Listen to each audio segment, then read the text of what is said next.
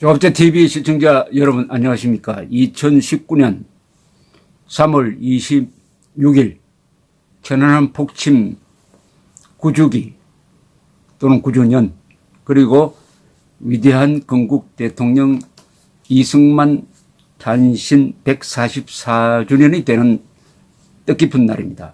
오늘 관훈클럽 토론회에서, 언론단체입니다. 관훈클럽 토론회에 출연한 반기문 전 유엔 사무총장이 아주 작심을 하고 문재인 정권의 대북 정책 그리고 대미 정책을 비판했습니다. 아주 종합적으로 비판을 했는데 꼭 나경원 원내대표가 문재인 정권을 비판한 것 같은 느낌이 들 정도입니다. VOA에서 자세히 소개를 했는데 이걸 기준으로 해가지고 여러분들께 설명을 드리고 저의 해설을 덧붙이겠습니다. 한미동맹에 흠집이 나 있어 걱정스럽다. 이를 수순하고 강화해야 한다. 그리고 무엇보다도 북한은, 김정은은 비핵화를 전략적으로 결단하지 않았다. 경제위기 타개를 위해 협상에 나선 것 정도다. 이렇게 이야기를 했는데, 특히 김정은이가 전략적으로 비핵화를 결정했다 라고 그동안 문재인 대통령이 여러 번 이야기한 것을 정면으로 반박했습니다. 결론적으로 반기문 전 총장의 말이 맞죠. 그것이 이번에 하노이 회담에서 입증되지 않았습니까?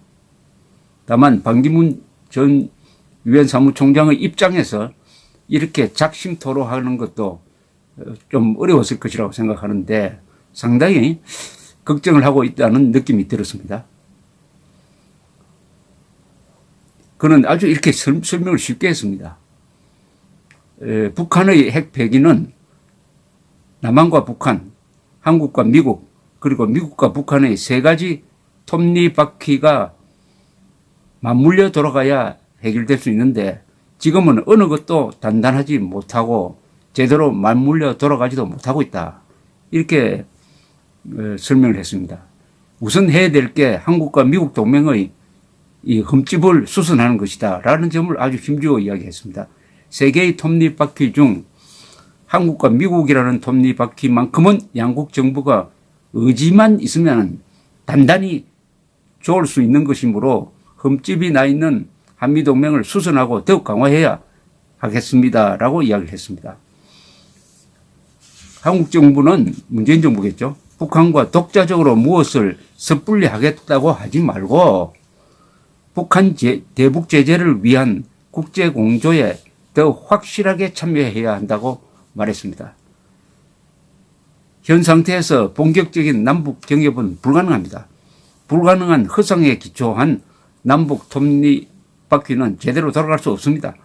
우리 정부는 이 점을 잘 인식하고 장기적 관점에서 무엇이 진정한 해결책인지 잘 생각해 보아야 하겠습니다.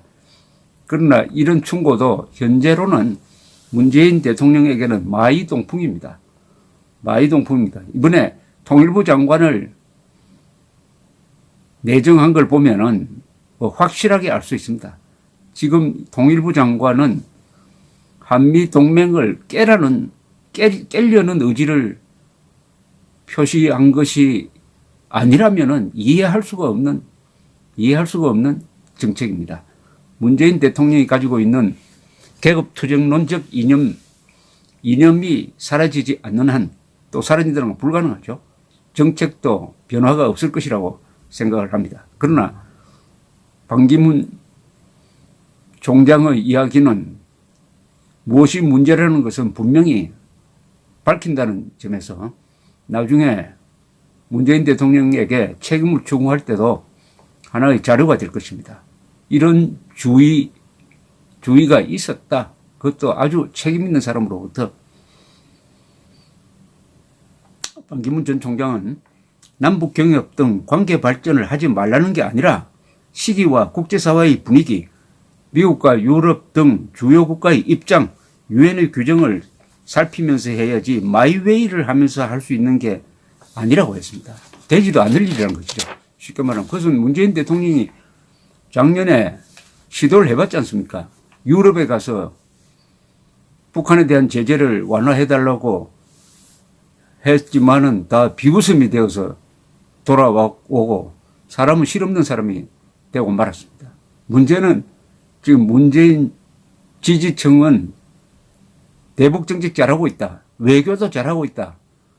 이걸 가지고 지금 지지율을 아직도 47, 8% 유지를 하고 있습니다. 국민들이 속는 데는 도리가 없습니다. 민주주의 국가에서 국민들이 속으면은 하나님도 구할 수가 없습니다. 정상적인 국가 같으면은 문재인 대통령의 지지율은 지금 10%대를 헤매야 합니다. 그런데 대한민국 국민들은 자주국방 의지가 없기 때문에 안보는 그 미국이 알아서 해준다. 설마 김정은이가 남침하겠느냐? 설마 미사일 쏘겠느냐? 핵 쏘겠느냐? 이렇게 생각하고 오로지 어떻게 복지 혜택을 많이 받을 것이냐? 어떻게 하면 웰빙 생활을 즐길 것이냐? 여기에 중점을 두니까 문재인 지지율이 아직도 46%대를 유지를 하고 있는 겁니다.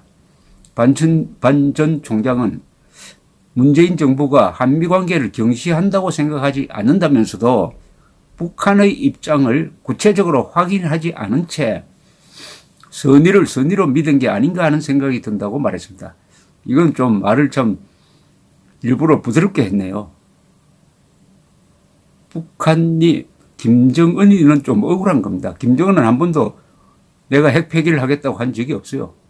그런데 문재인 정권이 그렇게 하기로 했다고 트럼프에게 왜곡해서 전한 거죠. 그래서 지금 미국 폼페오 장관은 그 엉터리 정보를 전해준 정의용 특사를 거짓말쟁이라고 부른다는 거 아닙니까? 사석에 쓰지만은. 반기문 총장은 또 한미 간에 긴밀히 소통하고 상대의 이해를 구하면서 가야 하는데 거기에 좀 못 미쳤다고 생각한다면서 문재인 정부가 너무 서두르는 감이 있다고 비판했습니다. 또 한국의 유일한 동맹은 미국인데 유일한 동맹은 이게 아주 중요합니다. 한국이 뭐 동맹국이 많은 것도 아니고 미국이 유일한데 이에 대한 이해가 깊지 않다. 다변화 차원에서 미국도 그 중에 하나라고 보는 현 정부 시각은 전문적 외교라고는 볼 수 없다. 이거 아주 아픈 지적입니다. 즉 한미동맹은 유일한 동맹이니까 이것이 외교의 가장 중심에 있어야 되는데 이 정부는 오만하게도 한미동맹은 여러 국가 관계 중에 하나다. one of them이다. 라고 생각하는데 이것은 전문가의 관점이라고 볼 수가 없다. 이렇게 아주 뼈아픈 지적을 했습니다. 쉽게 말하면 아마추어라는 거죠. 프로의 세계에서 아마추어가 용을 쓴다고 됩니까? 국제사회에서 말장난이 통합니까? 국제사회에서 선동이 통합니까? 오로지 국력, 그 국력은 경제력, 외교력, 군사력인데 국력만이 통하는 거죠. 반기문 총장은 또 이렇게 이야기했습니다. 서로 관리하고 서로 존중하는 게 필요합니다. 여러분 미국에 갔을 때 반한 데모 하는 거 보셨습니까? 참 아픈 이야기네요. 그 넓은 곳에서. 그런데 한국 여기 서울이나 어디에 반미 데모, 반미 구호가 언제 이렇게 많아졌는지 참 걱정스럽습니다. 우리의 제1맹방이라는 주한 미국 대사관은 들어가기가 힘들죠. 주변이 경호 차단선 버스들로 2중, 3중으로 쌓여 있습니다. 그것이 소위 말하는 우리나라의 최고 맹방 미국의 한국에서의 지입입니다. 미국 사람들이 생각할 때 얼마나 서운하겠습니까? 정말 뼈아픈 지적이네요. 반기문 총장의 이야기니까 더 실감이 납니다. 반 전 총장은 이런 관점이 공직에서 27년, 28년간 북한을 상대하는 등 50년간 외교에 관여하면서 체험한 외교적 관점에서 말하는 것이라면서 북한 정권의 의도를 정확하게 파악하는 게 중요하다고 거듭거듭 강조했습니다. 북한 정권은 소나기를 피하는데 아주 유연하고 기민하며 과거 냉전이 해체되었을 때, 즉 소련이 무너졌을 때, 동구권이 무너졌을 때 1989년에서 90년대 초기 김일성이 갑자기 유화적 자세로 나왔다가 시간을 번 뒤에 문을 다시 닫은 사례를 소개하면서 이번 하노이 2차 미북 회담도 트럼프 대통령의 확고한 대응으로 북한 정권의 의도가 뚜렷이 드러났다는 겁니다. 그러면서 이렇게 이야기했습니다. 우리나라와 미국이 한반도의 완전한 비핵화라는 표현을 북한의 과거, 현재, 미래 핵능력의 전면 폐기로 이해한다는 것을 북한이 모를 리가 없습니다. 그러면서도 북한이 여기에 합의한 것은 대북 제재로 인한 경제 위기를 모면하고 이 모호한 표현을 통해 시간을 벌 수 있다고 생각했기 때문일 것입니다. 북한으로서는 현재 보유한 핵을 포기하지 않고 동결을 하는 선에서 미국과 타협해 보려는 입장이었던 것입니다. 하나도 달라진 게 없다는 거죠. 북한은 한 번도 비핵화를 전략적으로 결단해 본 적이 없는데 문재인 대통령이 계속 트럼프에게 국제사회에 이야기를 했는데 결국 사기극으로 밝혀졌습니다. 그러니까 더 이상 문재인 대통령의 말이 국제사회에서 전혀 먹히지 않는다. 이런 상황을 지금 반기문 총장이 이야기를 하고 있습니다. 김정은이 한반도의 완전한 비핵화를 사실상 어떻게 이해하느냐. 반기문 총장은 이렇게 해석을 합니다. 북핵 활동의 동결과 미국 핵우산의 철거를 맞바꾸겠다는 겁니다. 북한이 핵 동결하면은 핵우산 철거한다. 그럼 한미동맹 주한미군 의미가 없게 되는 거죠. 요만치 양보하고 엄청 큰 거를 받겠다는 게 북한의 의도인 것으로 보인다. 1991년 김일성이가 주장하던 비핵화 개념과 본질적으로 다른 점이 없다. 그러니까 정의용 특사는 김정은이가 핵을 포기하기로 결단한 것처럼 트럼프 대통령에게 작년 3월에 전달을 했는데 그거 다 거짓말이고 김정은이가 달라진 것은 하나도 없다. 91년 이후 달라진 게 하나도 없다. 는 게 이분의 이야기입니다. 반 전 총장은 그러나 하노이 회담으로 이러한 김정은의 의도 그리고 트럼프 대통령의 입장이 명확해졌기 때문에 오히려 실망할 일이 없고 오히려 잘 됐다. 저도 평소에 이런 주장 많이 했습니다. 이번 하노이 회담으로 김정은의 입장, 김정은의 약점 그리고 미국의 입장이 다 확실해졌다. 이제는 뭐 말장난으로 호도할 수가 없다. 이게 가장 큰 성과다. 저는 이렇게 주장해 왔는데 반기문 전 총장도 같은 이야기입니다. 반기문 전 총장은 아울러 트럼프 대통령이 살라미 전술을 용인하지 않겠다고 한 것은 앞으로 실질적인 성과를 내는데 좋은 방향으로 작용할 것이다라고 덧붙였습니다. 이것도 문재인 정권의 대북 정책을 아주 크게 비판하는 거죠. 단계적으로 뭘 해보겠다. 김정은이가 영변 시설을 포기하면은 미국은 거기에 상응해서 뭘 해줘야 된다. 요거를 문재인 대통령이 이렇게 하자고 지금 미국을 설득해 온 것 아닙니까? 그걸 살라미 전술이라고 그래요. 그러나 이번에 트럼프가 그런 방식 안 받겠다. 포괄적으로 하겠다고 딱 선을 그어버렸습니다. 반기문 총장은 그 트럼프의 선택이 옳았다는 겁니다. 그것은 문재인 정권의 그런 전략이 잘못됐다. 그것은 북한에 속아 넘어가는 거다 하는 이런 이야기죠. 아주 거의 직설적으로 비판을 하고 있습니다. 북한의 접근 방식을 단계적 접근 방식으로 봐주기에는 너무 짧습니다. 일종의 살라미처럼 얇게 자르니까 이걸 어떻게 하느냐. 살라미 전술이라는 게 아주 유명합니다. 협상하면 진짜 만만치 않습니다. 그래서 북한은 늘 살라미 전술을 쓰죠. 그것은 단계적 접근이라고 볼 수 없고 그래서 북한 같은 경우에는 빅딜을 해야 전체를 딱 씌우죠. 그것이 제일 바람직합니다. 그러니까 북한은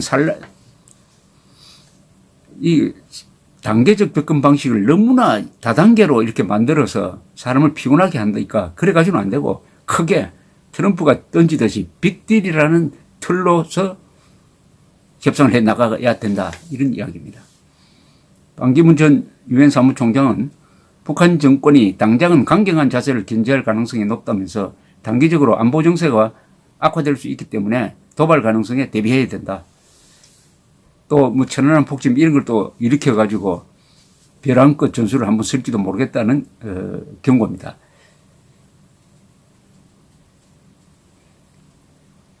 반 전 총장은 지난 3월에 보다 나은 미래를 위한 반기문 재단 출범을 선언한 뒤에 한반도의 항구적인 평화 정착 등 더 평화롭고 안전한 세상 등을 목표로 활동하겠다고 밝힌 바가 있습니다.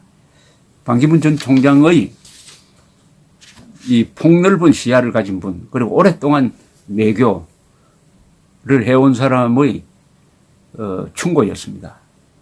뭐니 해도 유엔 사무총장 10년 하면은 세계를 가장 넓게 보죠. 넓게 보고 가장 깊게 보는 분의 이 충고를 경청할 것이냐 아니면 코수습 칠 것이냐 하는 것은 문재인 대통령의 선택이고 그 선택에 대한 책임은 반드시 져야 되겠습니다. 감사합니다.